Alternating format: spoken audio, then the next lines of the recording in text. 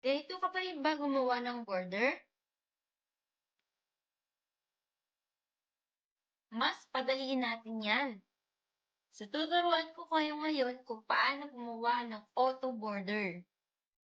So, select lang natin yung range na lalagyan natin ng border, conditional formatting, new rule, select use a formula to determine which cells to format, equal sign, select ang first range ng header natin, cell A2, press 4 twice, 1, 2, select format, select outline, okay, okay lang natin yan. So, try na natin.